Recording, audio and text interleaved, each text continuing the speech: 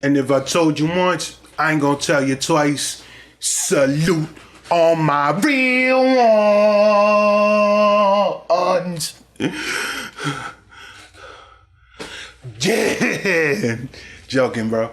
A ghost town's caretaker.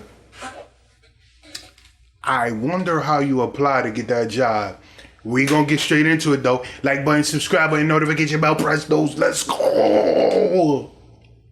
Most of us have felt the urge to get away from it all. Right. And then there's Brent Underwood, who's taken that concept to a whole new level, as Luke Burbank explains.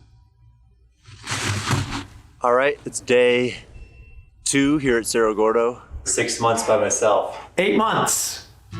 There might only be a few people on planet Earth who can say they've been more socially distant during the pandemic than Brent Underwood. So I thought, hey, you know, what better place to socially distance than an abandoned town in the middle of nowhere? And so packed up my truck, I drove out here. Here, perched on the edge of Death Valley, 8 miles up a winding dirt road, is the abandoned mining town of Cerro Gordo, California. Population, Brent. Hello! Do you ever start to feel sort of like Tom Hanks? Oh, Castaway. Castaway. So I do. People think that it's a really lonely place, and it can be, but I think to combat that, I remind myself that a lot of people are lonely in the past year. So where are we standing right now? This is one of the original cabins. Underwood isn't just Cerro Gordo's sole resident, he also owns it, all 380 acres. Back in 2018, he and some business partners bought it to turn it into a tourist destination by restoring the town and its old hotel. It was 1.4 million. I didn't have anywhere close to that much, but I had enough to put down the earnest money deposit. So it was, let's secure this thing and let's figure out the rest later. As it turns out, people have been taking a chance on Cerro Gordo ever since 1865, when silver was discovered here, high in the Inyo Mountains. Things during the silver period were wild. Roger Vargo is an expert on Cerro Gordo, who co-wrote a book about it, along with his wife, Cecile. We talk about a Wild West town right out of a Clint Eastwood movie. Various newspaper accounts had shootings once a week, stabbings, other kinds of violence. At its peak in 1872, Cerro Gordo generated roughly $150 million, adjusted for inflation, in silver and lead mining. But like all booms, things eventually went bust. By the 1930s, Cerro Gordo was all but abandoned. Over the years, a series of different owners lived here and maintained the town before 34-year-old Brent Underwood bought it. How long do you think you're going to stay here? A long time. During my time up here, my parents sold my childhood home. And so when people ask me what's home now, it's like, it's Cerro Gordo. You know, this is my home. Underwood left his city life in Austin, Texas, where he ran a hostel, to live and work full-time at Cerro Gordo. And then slowly, I rebuilt the floor. And it is very much a full-time job. Do you know how to build things? Like, do you have a background in that? No, I do not. And so I'm learning on the job training, if you will. But of course, living in an abandoned mining town has its perks.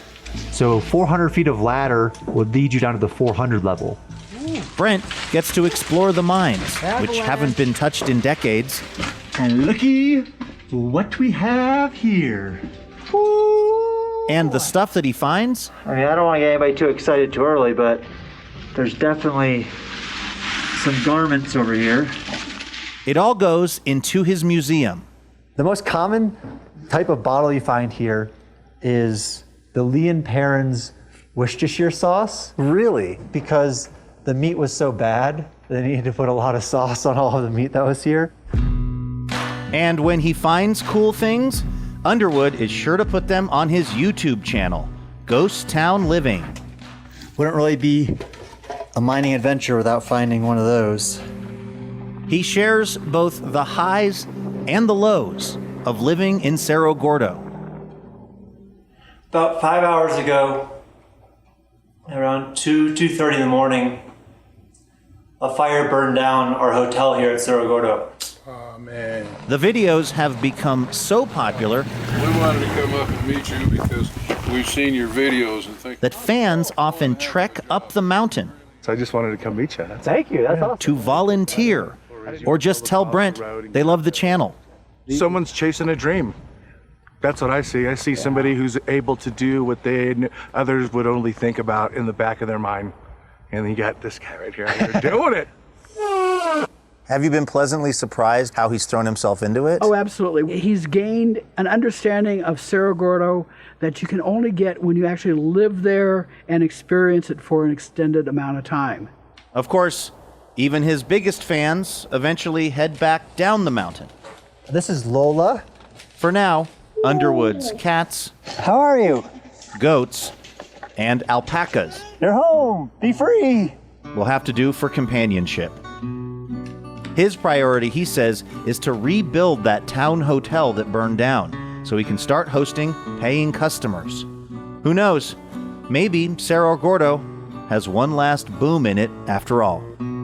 It was here before I was here, so I just see myself as the current chaperone, and to do my best, I'm willing to give it my all, you know? Man, that's crazy, bro. You know what I'm saying? You're moving all the way into a mountain, into a ghost town, and you basically taking care of it by yourself. You know, there's some questions that I got, but like, you know what I'm saying? It doesn't really matter. That man is doing what makes him happy, and more power to him. Word, and hopefully that museum goes up and running. And who knows, like, one of these days, if I ever decide to do a vlog, who knows? That might be one of the places I pull up just to, you know what I'm saying, show respect.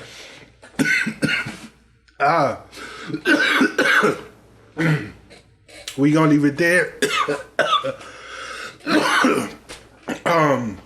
It's not Rona. Oh, Jesus. We gonna leave it there, man. Y'all gonna see me fall apart on Ken. My name is Rain. Catch you on the flip side. RCP salute. Wait for it. Dab on.